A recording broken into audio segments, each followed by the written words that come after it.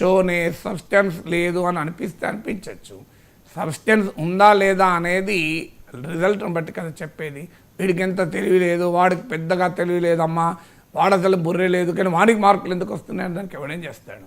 ఇప్పుడు చైనాలో మావో టైంలో ఒక అతను ఉండే, నేను కరెక్టు, నా సిద్ధాంతం కరెక్టు, నాకే దమ్ముంది అని ఇండైరెక్ట్గా, దమ్మున్న పదం వాడలే కానీ నేను కరెక్టు, నా సిద్ధాంతం కరెక్ట్, ఈ ప్రజలకు మెదలేదు, మావో ఎంబడి వెళ్తున్నారన్నాడు. రాహుల్ గాంధీ వాదన కూడా అలాగే ఉంది. నేను కరెక్టు, నా గొప్పతనం కరెక్టు, నాకే దమ్మున్నది, మోడీకి ఏం దమ్ము లేదు, మోడీకి ఎంత లోపల హాలో అంటారు. కానీ ప్రజలు మోడీని ఎన్నుకుంటారు కదా, రాహుల్ గాంధీ ఎన్నుకుంటలేరు కదా. సో ప్రజలు ప్రజాస్వామ్యంలో ప్రజలే దమ్మున్న నేతను డిసైడ్ చేస్తారు. సో ఎవరు సెల్ఫ్ క్లెయిమ్స్ నాకు దమ్ము ఎక్కువ ఉంది, నీకు దమ్ము ఎక్కువ ఉంది అంటే కాదు కదా. ప్రజలు లెక్క నేను చాలా గొప్పగా విశ్లేషిస్తాను, నన్ను మించిన విశ్లేషకులు లేడని నేను చెప్పుకుంటే సరిపోదు. నాకు యూట్యూబ్లో వ్యూస్ వస్తున్నాయా లేవా అనేది చూస్తే అర్థమవుతుంది నా విశ్లేషణలో దమ్ము ఉందో లేదో. నా విశ్లేషణలో బ్రహ్మాండమైన దమ్ముంది, ఈ చూసేవాడికి దమ్ము లేక వ్యూస్ వస్తలేవాటి ఎట్లా. సో నా విశ్లేషణ దమ్ము ఉంటే చూస్తారు జనం, చూస్తున్నారా లేదా అన్న దాన్ని బట్టే దమ్ము ఉంటుంది. కొంతమంది యూట్యూబర్లు మాట్లాడుతుంటారు, నాకు వ్యూస్ కొరకు కాదు, సబ్స్క్రైబర్ల కొరకు కాదు, దేని కొరకు కాదు అన్న. మరి దేని కొరకు ఉంటుంది? వ్యూస్ కొరకు కాదు, సబ్స్క్రైబర్ల కొరకు కాకపోతే యూట్యూబ్లో దేనికి పెడతాం, పల్లెగా పెడతాం వీడియోలు. సో ఇలా మనం మాట్లాడుకుంటే ఉపయోగం లేదు. అల్టిమేట్గా రియాలిటీ ఏంటి? Reality prime minister every election గెలుస్తున్నాడు. ఇప్పుడు దమ్ముకు గీట్రా ఏంటి? రాజకీయ నాయకునికి దమ్ము రాజకీయ ఫలితాలే కదా, వేరేది కాదు కదా. గీట్రాయ్ ఎలక్షన్స్.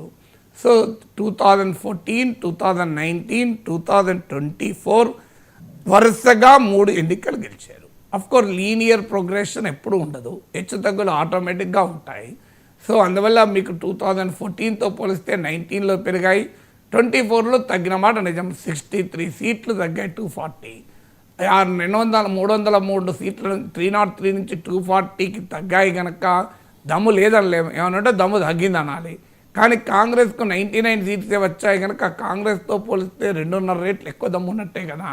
బీజేపీ సీట్లు తగ్గచ్చు, కానీ బట్ స్టిల్ కాంగ్రెస్కు బీజేపీకి పోలిక చూస్తే స్టిల్ ఏ వైడ్ గ్యాప్ ఉన్నప్పుడు మోడీకి దమ్ము లేదని ఎట్లంటాం. సో అందువల్ల 3 సార్లు వరుసగా గెలిచాడు. ఇది మొదటి ఇండికేటరు. రెండో ఇండికేటర్ ఏ రేటింగ్స్ను, ఏ సర్వేలు చూసినా, సోషల్ మీడియా ప్రజెన్స్ చూసినా, ఈవెన్ 10 మందిని రోడ్డు మీదకి వెళ్ళి అడిగినా, Narendra Modi the most charismatic leader. ఆయన విధానాలతో మీకు భిన్నాభిప్రాయం ఉంటే ఉండవచ్చు, కానీ ఆయనకు పాపులారిటీ లేదు అనే కామెంట్ చేస్తే అది మూర్ఖత్వం అవుతుంది. మోడీ విధానాలు తప్పు అనడము ఎవరైనా అనొచ్చు, కానీ మోడీకి పాపులారిటీ లేదు అంటే ఎట్లా సాధ్యమవుతుంది? న్యాయమైనది. సో మూడవది ప్రపంచంలోనే is one of the prominent leaders. ఆయన మోడీ విదేశాంగ విధానంలో లోపాలున్నాయి, మోడీ విదేశాంగ విధానంలో వైఫల్యాలున్నాయి.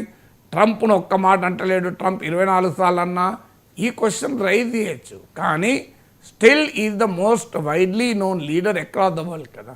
సో అందువల్ల మనం ఎప్పుడు కూడా దేనికి ఏ ఇండికేటర్ ప్రకారం ఆయనకు దమ్ము లేదని అనగలము. సో ఆయనలో డెప్త్ లేదని. ఒక పవర్ఫుల్ ఎలక్షన్ మిషన్ నడుపుతున్న ప్రజాస్వామ్యంలో ఒక రాజకీయ పార్టీ. మీరు 2024 లోక్సభ ఎలక్షన్లో మహారాష్ట్ర, హర్యానా, ఉత్తరప్రదేశ్ ఈ 3 రాష్ట్రాల్లో కాంగ్రెస్ దాని మిత్రపక్షాలు బీజేపీ పైన, మోడీ పైన పైచేయి సాధించింది. వితిన్ 1 ఇయర్ ఏం జరిగింది? ఉత్తరప్రదేశ్లో 10 అసెంబ్లీ ఉప ఎన్నికలు జరిగితే మళ్ళీ బీజేపీ గెలిచింది, హర్యానాలో అసెంబ్లీ ఎన్నికలు గెలిస్తే మళ్ళీ బీజేపీ గెలిచింది, మహారాష్ట్రలో అసెంబ్లీ ఎన్నికలతో బీజేపీ గెలిచింది. అంటే మరి ఒకసారి దెబ్బతిన్నా మళ్ళీ కోలుకొని అధికారంలోకి విజయాలు సాధించడం దమ్ముంటేనే కదా. ఇప్పుడు మనం ఒక రన్నింగ్ రేస్ చేస్తుంటాం, సడన్గా ఓపిక లేక మధ్యలో కూర్చున్నాం, కానీ మళ్ళీ లేచి వేగంగా పరుగులెత్తి కాంపిటీటర్ కన్నా ముందుంటే దమ్మున్నట్ట లేనట్ట. అందువల్ల దమ్ము లేదు అనే పొలిటికల్ స్టేట్మెంట్లతో ప్రయోజనం ఉండదు. ప్రజాస్వామ్యంలో ఒక నాయకునికి దమ్ముందా లేదా తేల్చేది ప్రజలే. ప్రజలు తేల్చిన వాడికే దమ్మున్నట్లు కదా.